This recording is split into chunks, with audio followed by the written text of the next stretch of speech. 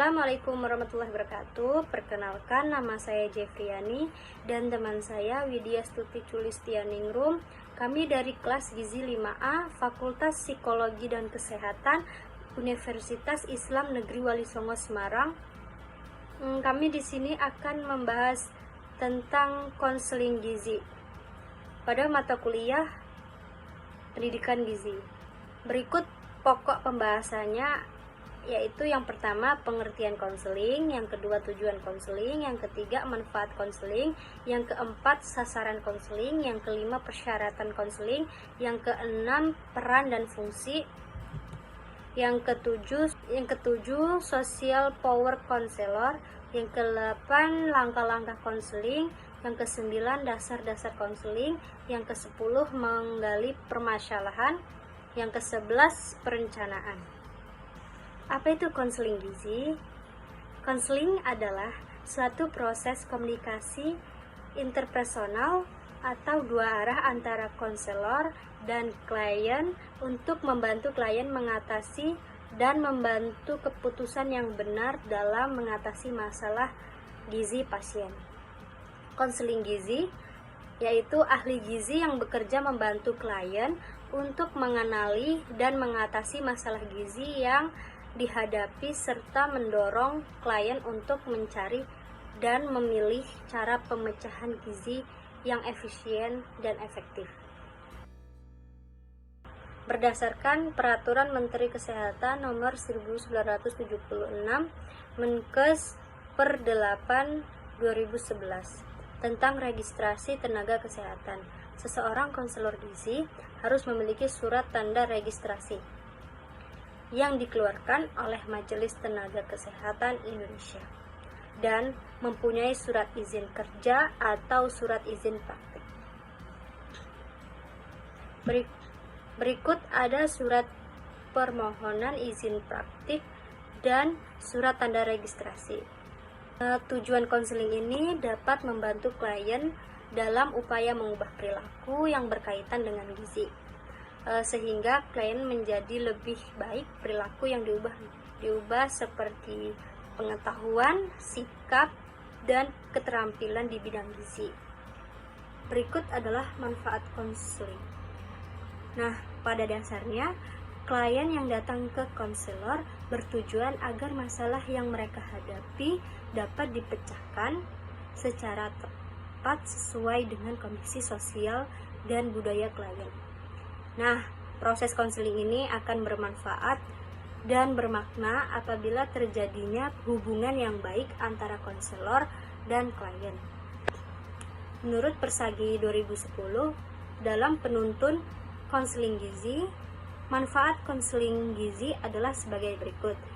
Yang pertama, membantu klien untuk mengenali masalah kesehatan dan gizi yang sedang dihadapi.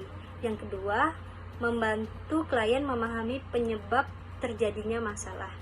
Yang ketiga, membantu klien untuk mencari alternatif dalam pemecahan masalah tersebut. Yang keempat, membantu klien untuk memiliki cara pemecahan masalah yang sesuai. Yang kelima, membantu proses penyembuhan penyakit melalui perbaikan gizi klien.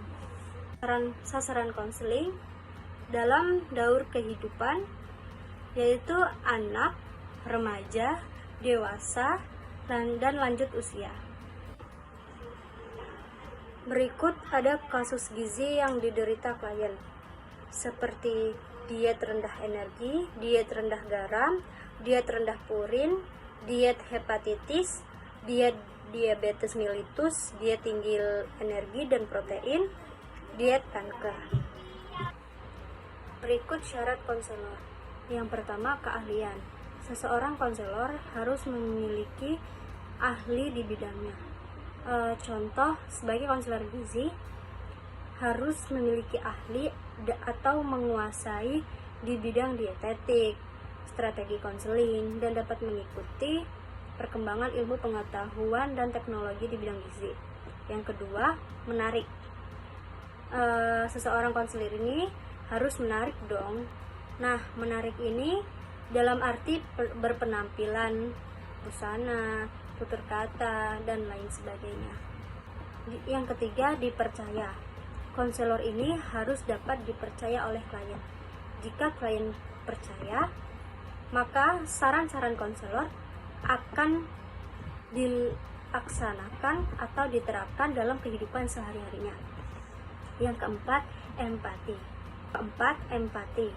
Empati berarti memahami orang lain dari sudut kerangka berpikir orang tersebut. Nah, empati juga mengandung makna seseorang konselor mempunyai kemampuan untuk melihat masalah klien seakan-akan masalahnya sendiri. Yang kelima, kesadaran tentang diri dan pemahaman. Yang keenam, keterbukaan. 7, objektivitas, yaitu memandang masalah klien secara objektif akan membantu konselor dalam memberikan alternatif pemecahan masalah. Nah, objektivitas ini akan menyelamatkan konselor dari klien yang manipulatif dan mencegah komunikasi yang disfungsional. Konselor ini akan mudah mengenali klien yang manipulatif dan yang merespons secara profesional. Selanjutnya, yang ke-8, kompeten.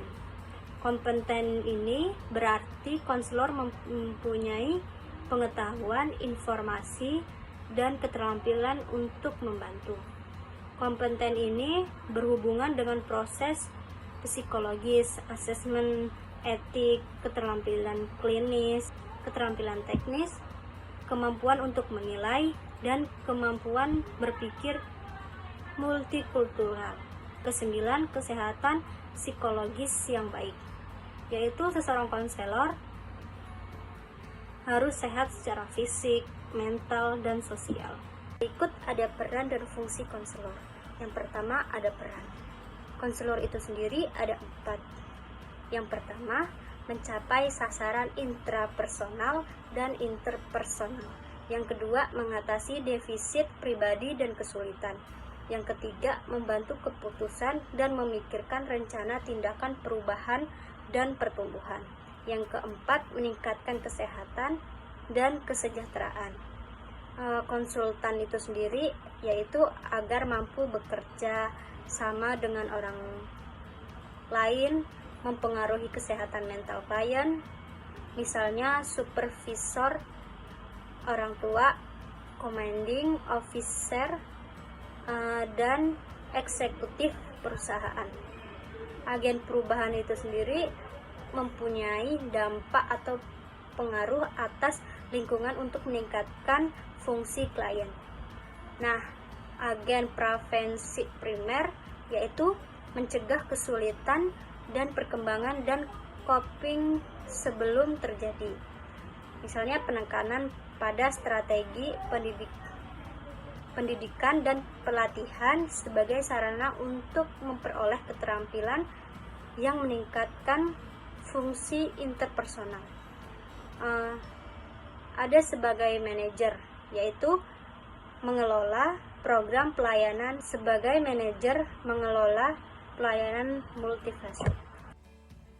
Peran dan fungsi konselor dilihat dari fungsinya, yakni sebagai konselor melakukan asesmen, evaluasi, diagnosis, rujukan, wawancara individual, dan wawancara kelompok. Sebagai konsultan, melakukan asesmen, memimpin kelompok latihan, rujukan, membuat schedule, dan interpretasi tes. Sebagai agen pengubah, melakukan analisis sistem, testing, evaluasi, perencanaan program, hubungan masyarakat, konsultasi, advokasi, aksi politik, dan networking.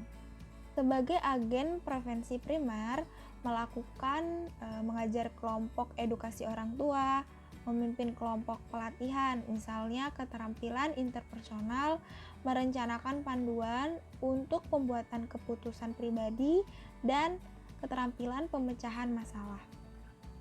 Sebagai manajer, melakukan pembuatan schedule, testing, riset, perencanaan, asesmen kebutuhan, mengembangkan survei dan atau kuesioner, menyusun dan menyimpan data, serta material. Peran dan fungsi konselor dilihat dari kepakaran, yakni sebagai konselor memahami pertumbuhan dan perkembangan manusia, memiliki keterampilan interpersonal, keterampilan pembuatan keputusan, keterampilan pemecahan masalah, intervensi krisis sosial, interpersonal dan perkembangan, serta orientasi teoritas terhadap pemberian bantuan. Sebagai konsultan, memiliki bidang yang sama dalam peran atau konselor, melakukan proses konsultasi, memiliki sertifikat mengajar, pengalaman mengajar sedikitnya 3 tahun. Sebagai agen pengubah, memahami sistem sosial dan lingkungan, memiliki keterampilan merancang dan mengimplementasikan perubahan institusional masyarakat dan sistem. Sebagai agen prevensi primer, memahami dinamika kelompok, melakukan pelatihan kelompok atau terstruktur, pengembangan kurikulum, pengembangan manusia normal, psikologi belajar, dan teknologi mengajar. Sebagai manajer, melakukan perencanaan program, asesmen kebutuhan, strategi evaluasi program, perencanaan sasaran, budgeting, dan pembuatan keputusan. Social Power Counselor. Seorang konselor mempunyai kekuatan sosial atau yang disebut dengan social power yang dapat digunakan untuk mengefektifkan proses konseling. Social power ini dapat dimanfaatkan sebagai kekuatan untuk mempengaruhi klien.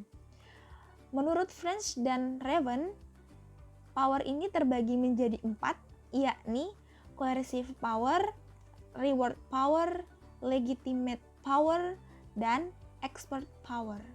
Coercive power adalah menggunakan ancaman dan hukuman agar orang mau menuruti keinginan konselor.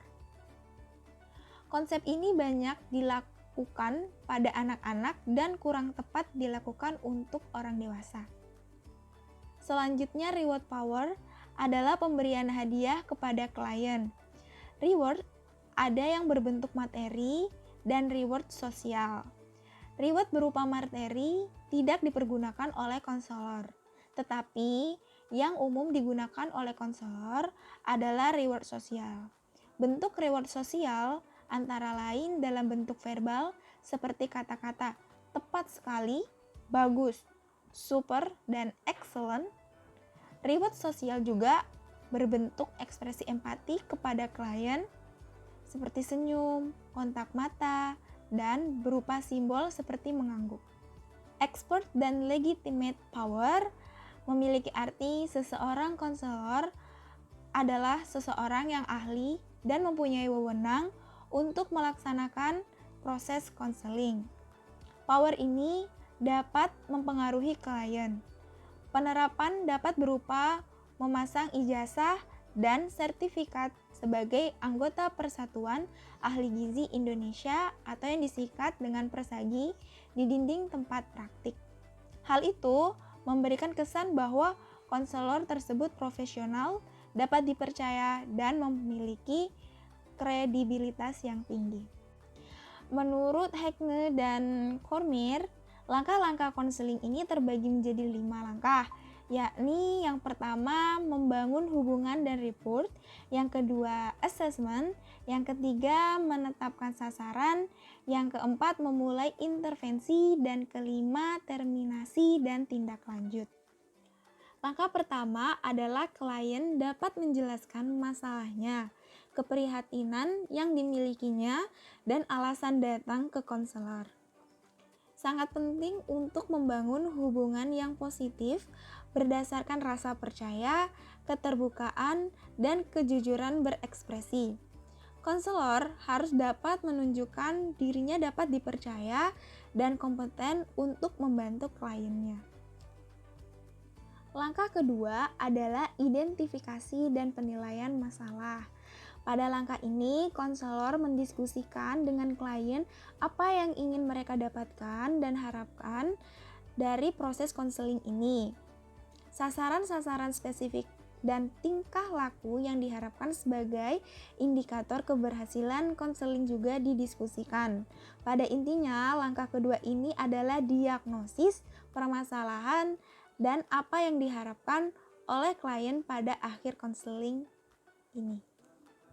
Langkah yang ketiga adalah memfasilitasi perubahan terapeutik, yakni penekanan kegiatan dalam langkah ini adalah mencari strategi dan intervensi yang dapat memudahkan terjadinya perubahan. Sasaran dan strategi sangat ditentukan oleh sifat masalah, gaya, dan teori yang dianut oleh konselor, dan keinginan klien serta gaya komunikasinya.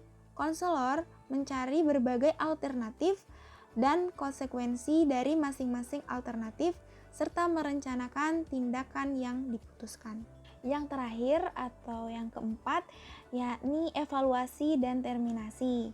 Penekanan pada langkah ini adalah evaluasi terhadap hasil konseling dan akhir dari terminasi dengan memperhatikan indikator apakah proses konseling ini berhasil atau gagal, apakah konseling ini sudah dapat membantu klien atau belum, dan keputusan untuk menghentikan intervensi dan mencari alternatif baru adalah usaha bersama antara klien dan konselor. Dasar-dasar konseling terdiri dari keterampilan komunikasi konselor, sambutan klien dengan ramah atau salam, persilahkan duduk, ciptakan suasana yang menyenangkan, ciptakan suasana yang nyaman, hubungan positif, berikan waktu klien untuk menceritakan identitas dan masalahnya, tunjukkan konselor seorang yang profesional, lakukan probing, dan jelaskan tujuan dari konseling.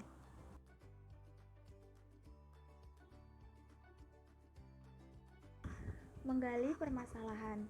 Untuk mengetahui permasalahan yang dihadapi klien, konselor perlu mengumpulkan data dari pasien. Data antropometri meliputi indeks massa tubuh atau yang disebut dengan IMT. Seseorang memiliki IMT dan kategorinya masing-masing. Contohnya, IMT dengan kurang dari 17,0 dikategorikan sebagai sangat kurus. IMT dengan 17,0 hingga 18,4 dikategorikan kurus, dan IMT 18,5 hingga 25,0 dikatakan atau dikategorikan normal.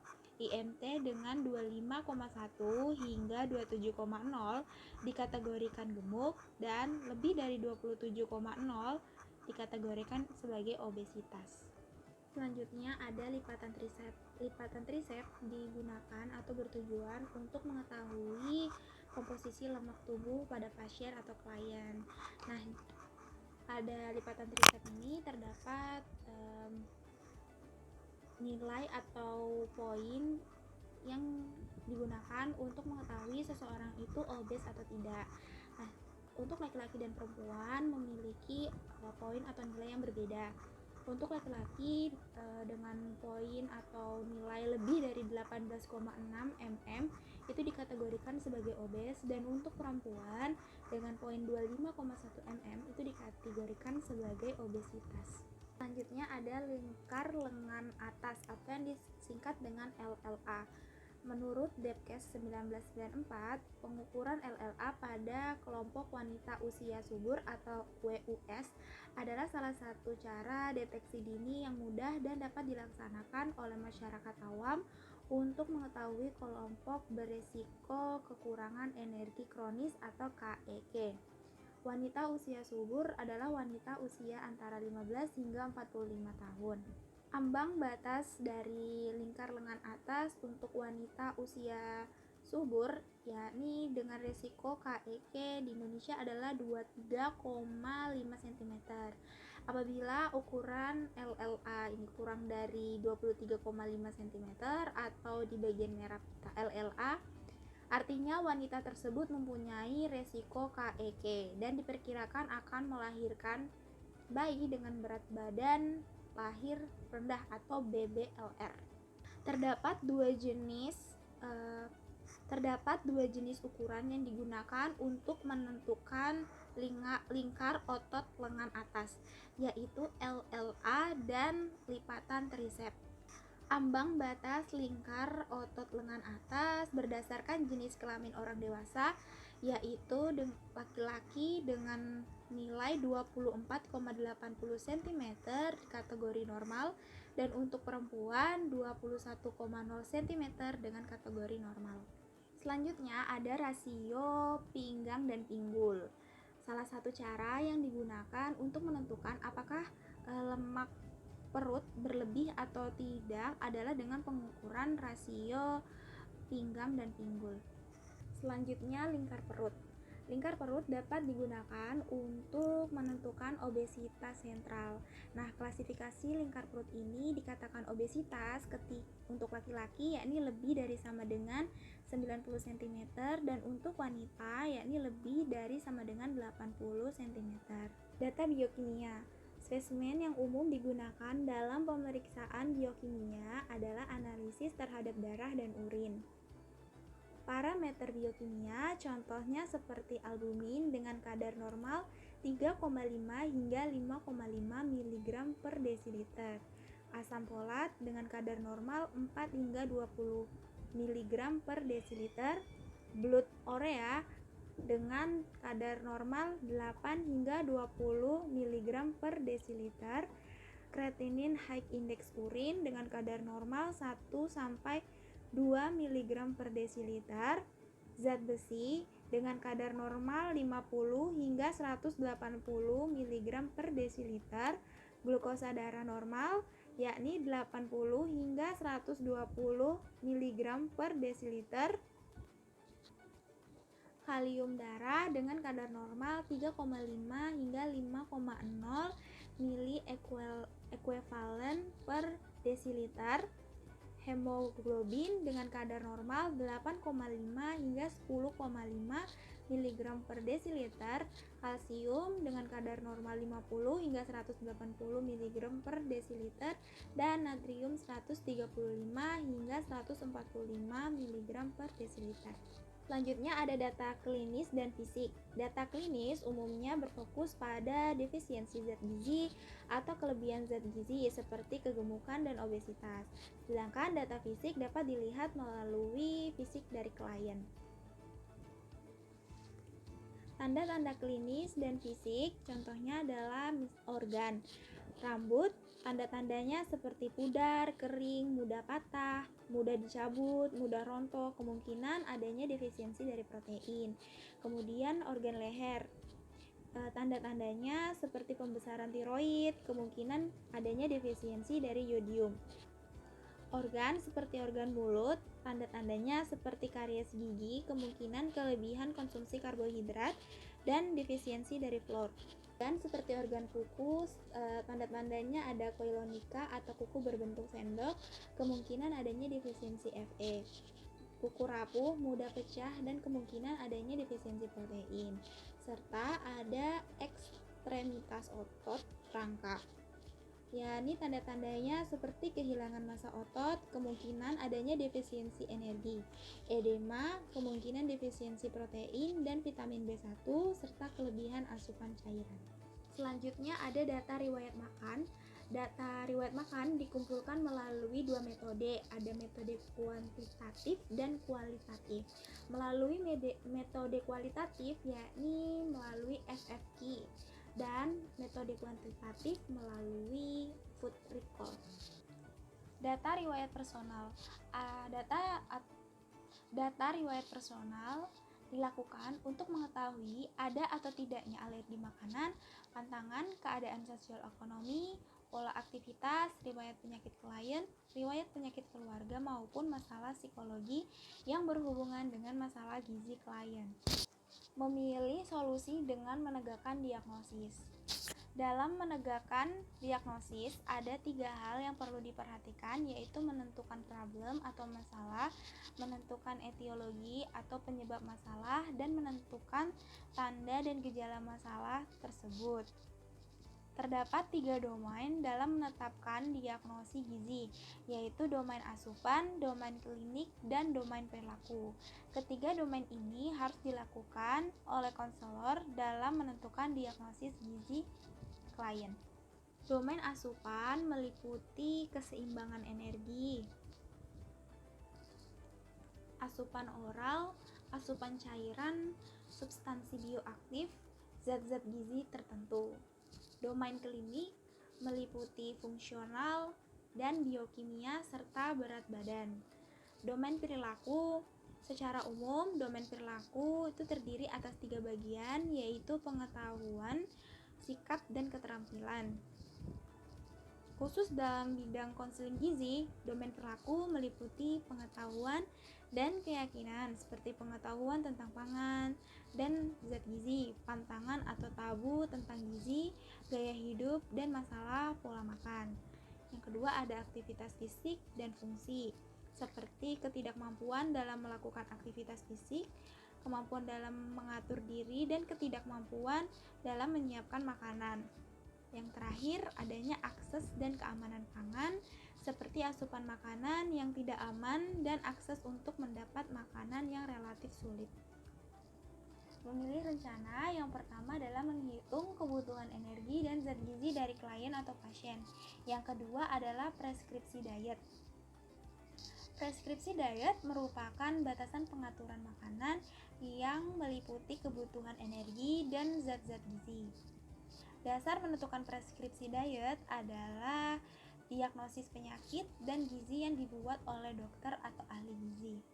Tujuan preskripsi diet adalah memberikan arahan dan petunjuk kepada klien tentang perilaku makan mereka.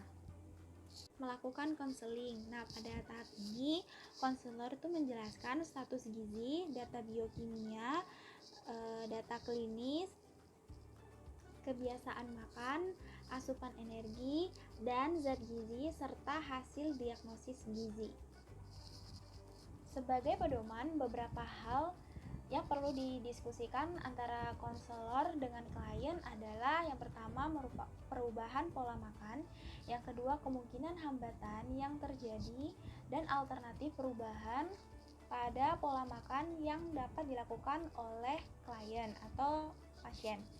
Yang ketiga adalah perubahan perilaku berkaitan dengan pola aktivitas dan gaya hidup. Dan yang keempat adalah catatan medik dan konseling gizi lainnya. Setelah dilakukan proses konseling, konselor harus membuat komitmen kepada klien, yakni berupa kesepakatan. Nah, kesepakatan tersebut dituangkan dalam bentuk komitmen untuk melaksanakan preskripsi diet dan aturan lainnya. Konselor harus memberikan dukungan, motivasi, dan meyakinkan klien bahwa perubahan yang dilakukan untuk kondisi pasien yang lebih baik. Berikan arahan yang jelas agar klien dapat melaksanakan aturan diet dan komitmen yang sudah disepakati. Informasikan kepada klien untuk kunjungan ulang apabila diperlukan. Selanjutnya, monitoring dan evaluasi. Tujuan monitoring dan evaluasi adalah mengetahui pelaksanaan intervensi sesuai komitmen dan mengetahui tingkat keberhasilannya. Menurut Persagi tahun 2010, langkah monitoring dan evaluasi terbagi menjadi 4, yaitu monitoring perkembangan, mengukur hasil, evaluasi hasil, dan dokumentasi monitoring dan evaluasi. Monitoring perkembangan meliputi pemahaman dan ketaatan diet pasien, apakah intervensi yang dilaksanakan sesuai rencana, bagaimana perubahan status klien membaik, tetap atau memburuk, identifikasi hasil atau positif dan negatif, serta mengumpulkan informasi mengapa tidak ada perkembangan ke arah yang lebih baik. Selanjutnya, mengukur hasil. Pencapaian konseling dapat dilihat dan diukur dari berbagai indikator, seperti perubahan status gizi, perubahan nilai biokimia, perubahan fisik, dan perubahan pola makan. Di samping itu pula, dilihat perubahan tanda dan gejala sesuai dengan diagnosis gizi sebelumnya. Evaluasi hasil. Evaluasi hasil bertujuan melihat tingkat keberhasilan bahkan juga tingkat kegagalan. Evaluasi ini terbagi menjadi 2, yaitu evaluasi proses dan evaluasi dampak. Evaluasi proses yaitu bagaimana proses konseling itu sendiri, pola interaksi antara konselor dan klien, waktu pelaksanaan, metode, dan tingkat partisipasi dari klien. Evaluasi dampak yakni untuk melihat keberhasilan konselor antara lain ketepatan asupan gizi, perubahan berat badan, perubahan biokimia, perubahan fisik, dan perubahan perilaku. Dokumentasi, monitoring, dan evaluasi. Semua data yang telah dikumpulkan oleh konselor harus terdokumentasikan dengan baik. Hal ini sangat penting untuk melihat terjadinya perubahan-perubahan selama konseling. Data-data yang perlu didokumentasikan adalah data antropometri atau status gizi, biokimia, klinis, penyakit, dan perubahan pola makan. Dokumentasi ini harus rapi, disimpan yang baik dan teratur sehingga apabila dibutuhkan dapat ditemukan dalam waktu yang singkat. Sekian presentasi dari kelompok kami, lebih dan kurangnya kami mohon dimaafkan. Semoga ilmu yang kami sampaikan dapat bermanfaat. Wabillahi taufiq wal hidayah. Wassalamualaikum warahmatullahi wabarakatuh.